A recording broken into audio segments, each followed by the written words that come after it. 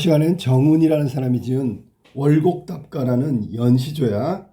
이 연시조는 원래 전체가 십수로 되어 있는데 열수. 근데 여기는 중간중간에 몇 개가 빠졌는데 여기 월곡이라는 사람이 누구냐?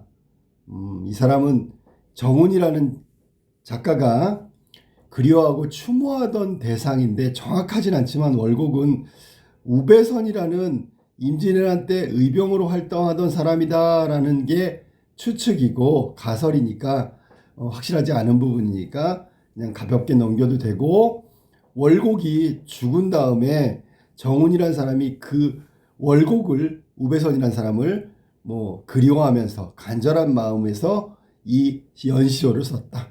자, 그러면 첫 번째 일수부터 한번 볼까? 옛사람, 지금사람. 옛사람이라는 건 여기서는 옛 성현을 말하는 거다. 옛 성현. 옛날 아주 훌륭한 사람. 지금 사람은 지금 현재 사람을 말하겠지.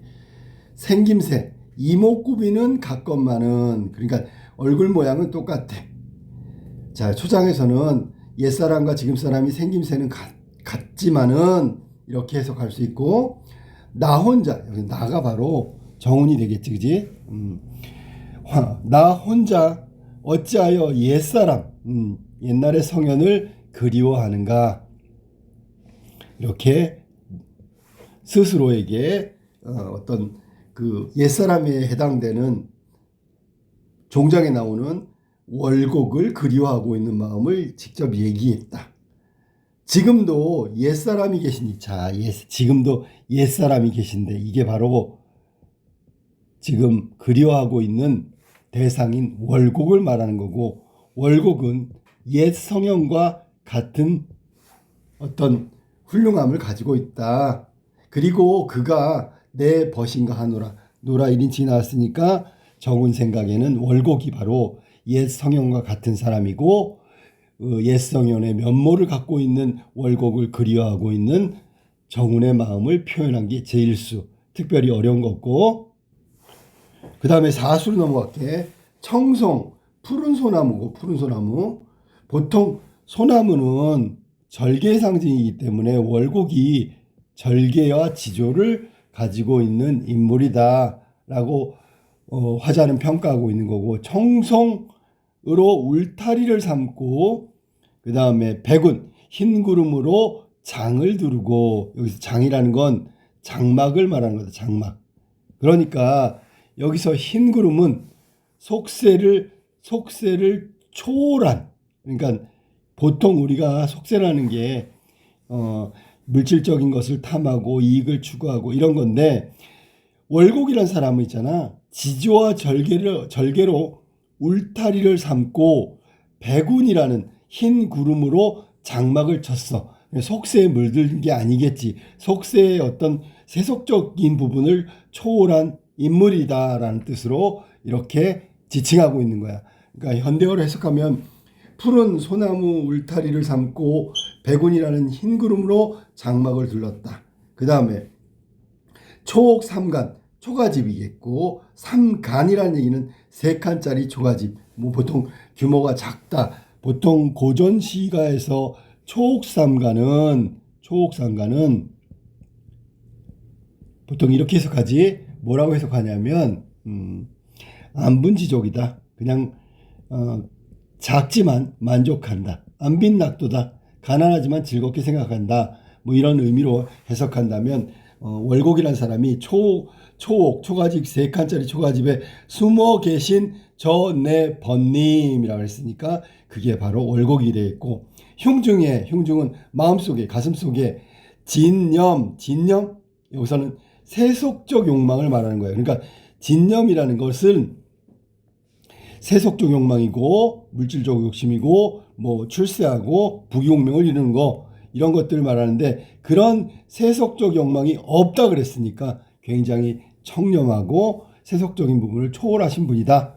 그를 사랑하노라. 그것을 사랑한다라고 해도 해석이 가능한데, 흉중에 진념, 진짜라는 게 이제 먼지 같은 더러운 것을 말하는데, 그런 것들이 없기 때문에 그를 사랑하노라. 그래서 또 일수에서처럼 정운이 월곡을 사랑하는 이유를 밝히고 있다라고 생각하면 돼. 옛사람의 면모를 가진 게 일수라면 그래서 벗이라고 생각한 거고, 사수에서는 흉중의 마음속에 더러운 세속적 욕망이 없으니 그것을 혹은 그를 사랑하노라. 정운의 속마음이 드러나 있고, 그 다음 오수는 뭐 내용상 본다면 해석을 해야 되는 부분도 많고, 중요한 수 중에 여기서는 가장 신경을 써야 되는 부분이야. 번님 사는 땅을 생각하고, 이 번님이라는 게 벗이 바로 월곡 선생을 말하는 거고 월곡을 말하는 거고, 사는 땅을 생각하고 바라보니, 즉 번님 사는 땅을 생각하고 바라봤단 말이야. 그러니까 정운이 월곡이 사는 그 사는 곳을, 사는 땅을 생각하면서 거기를 쳐다보면서 용추동 밖이다, 용추동 구름다리 위다. 자, 여기는 지금 용추동이라는 게 뭐냐면, 원래는 용추동은 실제 지명으로 한다면 지리산에 있는 용추동을 말하는 거고, 지리산. 그러니까 이거는 현실적 공간이 되겠지. 현실적 공간. 아마 월곡 선생이 용추동에 살았던 것 같은데, 용추동 밖이요. 여기서 중요한 단어가 나왔네. 밖이요. 구름다리 위로다라 그랬으니까 용추동 현실적 공간을 벗어났어. 그리고 구름다리라는 것은 여기서 구름다리 위라 그랬으니까 보통 우리 구름다리를 건너간다 뭐 이런 얘기를 하기 때문에 월곡의 죽음을 의미하는 거고, 이미 죽었다. 화자가 사실은 용추동이라는 곳이 화자의 입장에서 본다면 화자가 사실은 은거했던 곳이기도 하기 때문에, 정운이 숨어서 살던 용추동을 벗어났다 그러면 용추동 밖에 있는 거고, 구름다리 위라는 건 월곡 선생이 돌아가셨다 뭐 그런 것을 의미한단 말이야. 그래서 용추동 구름다리 밖이요 위로다, 요 부분은 대조의 어떤 표현 방법을 쓰고 있다. 대조. 그러니까 나는 용추동 밖에 있고요, 구름다리 위에 월곡이 계신다라는 뜻이야. 밤마다 외로운 꿈이라는데, 보통 외로운 꿈이 사랑하는 사람을 그리워한다라고 하는데, 여기서는 즉 월곡을 그리워하는 그리움의 정서를 표현한 거다. 밤마다 외로운 꿈만 혼자 다녀오노라 그랬으니까 밤마다 외로운 꿈만 혼자 다녀온다. 즉 벗을 찾아가고 싶은 정운의 마음, 화자의 간절함이 드러난 부분이 바로 오수고, 중장은 대구적 표현이, 대조적인 내용이 담겨져 있다. 용추동은 화자 정운이 은거하던 곳이고 그 밖에 있다는 얘기는 만나볼 수 없다는 거고, 그 다음에 자신한테서 멀리 떨어져 있는 곳에 월곡이 있다, 혹은 월곡이 죽었다, 뭐 이렇게 해석할 수 있는 게 지금 오수의 내용이야. 자, 그 다음에 칠수인데, 칠수 봐봐. 매는 첩첩하고 구름은 잦았으니 그랬을까. 여기 매는 산을 말하는 거고 구름은 구름인데, 두 가지는 모두 월곡과 정운, 저 화자겠지. 정운, 화자와 월곡이 만날 수 없어. 물론 계속 그리워하고 있다는 건 헤어져 있다는 거고, 그러면 결국 둘을 갈라놓는 장애물이며, 뭐가 산과 구름이 동시에 단절의 매개체다. 둘을 갈라놓은 단절의 매개체로서 작용하고 있는 시어라고 보면 되겠어. 월곡과 나의 사이를 가로막는 장애물. 역시 위에서 오수에서 용추동 밖에 구름다리 위로다, 여기 이제 대조적 의미가 강했다면, 여기서는 매는 구름은 첩첩하고 잦았으니 역시 대구적 표현이, 대구법이 사용된 게 칠수의 초장이다. 그 다음에 고인의 아예 나와버렸네. 고인이 누군데? 월곡. 고인의 집터가 바라봐도 볼 수가 없네 라고 했으니까 고인이 있는 땅을 보려고 해도 볼 수가 없다라는 얘기고, 그다음 마지막 마음만 길 알아두고 오락가락하노라. 그러니까 마음만이라 해서 그러니까 마음만 길을 알아두고 그 얘기는 마음속으로만 생각하고 오락가락한다 그랬으니까 왔다 갔다 한다. 즉 마음으로만 왔다 갔다 한다. 그러면 결국 월곡을 그리워하는 그리움을 이야기하고 있는 거다. 이게 칠수의 내용이야. 결국 고인이 된 돌아가신 월곡에 대해서 그리움을 토로하고 있는 게 화자의 내면 정서다. 자, 그리고 마지막 수능등하의 마지막 원래 10수까지 있는데 9수에서 마무리됐는데 상산에 체지하러 부디 내시 갈 것인가 라고 그랬는데 이게 원래 상산에 체지한다라는 말이 고사에서 나온 건데 고사 여기서는 고사를 인용하고 있다라고 보면 되고 고사의 내용을 잠깐 이따 얘기해 줄게.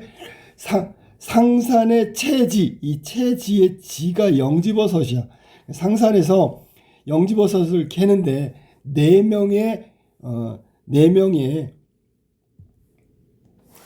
박사들을 말하는데 이 사람들은 그 중국 진나라가 망하고 교체하는 시기에 보통 진한이라고 하는데 그 진한 교체기에 상서성에 가가지고 상산 사호라고 보통 부르는데 왜 사호라고 부르냐면 눈썹과 수염이 모두 4명이 하얗다 그래서 상산 사호라고 부르는데 이 사람들은 그 상산에 들어가서 그 버섯을 캐며 살았다는 사람이야. 은거하면서 살았다는 대표적인 인물을 고사를 인용해서 얘기했고 부디 내시 갈 것인가 라고 그랬는데 여기서는 내시 갈 것인가? 내시 갈 필요가 없다. 왜냐하면 정우는 그냥 월곡 선생 단둘이라도 상관없다라는 뜻으로 해석해야 되기 때문에 4명이 굳이 갈 필요가 있을까? 그것을 강조하고 있는 거야. 자, 넷이 갈 필요는 없다라는 뜻이고 서리적 표현이겠지. 넷이 갈 것인가? 아니, 둘이면 돼. 뭐 이러는 거야. 따라올 리 없는데 갈 사람은 둘밖에 없는데 우리 둘이 가옵시다. 우리 둘이 가십시다. 뭐 이렇게 얘기한 거야.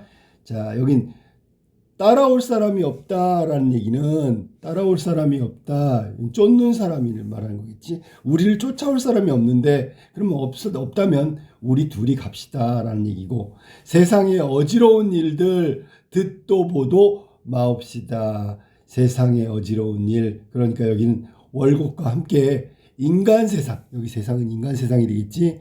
인간 세상에 어떤 부정적인 것들 뭐 이런 시기 질투 물질적 욕망 이런 부정적인 것들을 어지러운 일 없는 세상으로 함께 벗어나고 싶다라는 소망이라고 하면 소망을 드러낸 부분이야. 그런데 소망보다 더 중요한 건 벗과 함께 월곡과 함께 이 어지러운 세상을 잊어버리고 싶은 화자의 어떤 속마음을 표현한 마지막 구수의 내용이다.